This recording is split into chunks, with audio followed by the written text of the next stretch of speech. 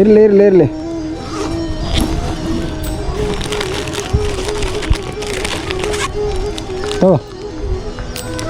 ಹಾಂ ಸರ್ ನಾನು ಹುಡ್ಕೊಂಬರ್ತೀನಿ. ಯಾರು ಅಜ್ಜಿಗೆ ತರಕಾರಿ ಮಾರಕ್ಕೆ ಬಂದು ಚೇಂಜ್ ಇಲ್ಲ ಅಂದ್ಬಿಟ್ಟು 100 ರೂಪಾಯಿ ತೊಗೊಂಡೋಗಿದ್ದಾರಂತೆ. ಹುಡುಕು ಅಂದರು. ನಾನು ಸ್ವಲ್ಪ ಹುಡುಕ್ದೆ. ಫೈನಲಾಗಿ ಅವ್ರು ಕಾಣಿಸ್ಕೊಳ್ಳಿಲ್ಲ. ಎಲ್ಲಿ ಕಾಣಿಸ್ತಾ ಇಲ್ಲ. ಹಾಂ ಬತ್ತೆಲ್ಲ ಕಟ್ಕೊಬೇಡ ಬಾ. ನಿಮ್ಮ ಮಕ್ಕಳು ಬೈತಾರಾ?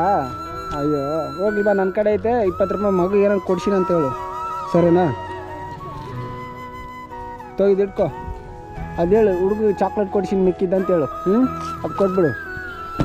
ತಲೆ ಕಟ್ಸ್ಕೊಡು. ಅಳ್ಬೇಡ, ಹೇಗೆ ಕಳ್ತಿ?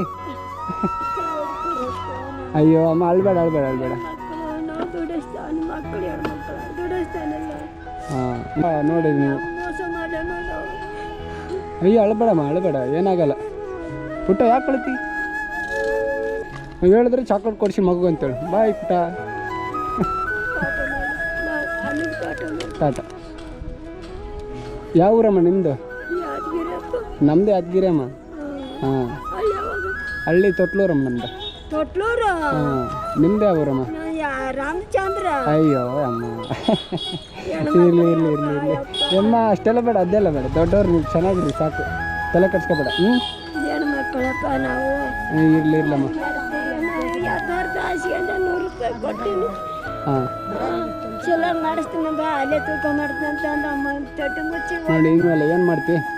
ಕಷ್ಟಪಟ್ಟು ತಿನ್ನೋರು ನಿಮ್ಮಂಥವ್ರದ್ದು ಅಥವಾ ಕಸ್ಕೊಂಡೋಗಿ ಅವನೇನು ಉದ್ಧಾರ ಆಗ್ತಾನ? ಫೈನಲ್ ಆಗಿ ಅಜ್ಜಿ ಮುಖದಲ್ಲಿ ನಗು ಕಾಣಿಸ್ತು. ಆ ನಗು ನೋಡಿ ನನಗೂ ಖುಷಿ ಆಯಿತು. ಫೈನಲಾಗಿ ಇನ್ನೊಂದು ವಿಷಯ ಏನಪ್ಪ ಅಂದರೆ, ದಯವಿಟ್ಟು ಈ ಥರ ವ್ಯಾಪಾರ ಮಾಡೋಕ್ಕೆ ಬಂದಾಗ ಈ ಥರ ಎಲ್ಲ ಮಾಡಬೇಡಿ. ಯಾರೋ ನೀವೊಬ್ಬರು ಮಾಡೋ ಕೆಲಸದಿಂದ ಮಿಕ್ಕ ವ್ಯಾಪಾರಸ್ಥರಿಗೆಲ್ಲ ಕೆಡ್ದಂಗೆ ನೋಡ್ತಾರೆ. ದಯವಿಟ್ಟು ಈ ಥರ ಮಾಡಬೇಡಿ. ನಿಮ್ಮ ಹಳ್ಳಿ ಹುಡುಗ ಆಕಾಶ್ ಪ್ರೇಮ್. ಜೈ ಹಿಂದ್, ಜೈ ಕರ್ನಾಟಕ. ಬಾಯ್ ಬಾಯ್.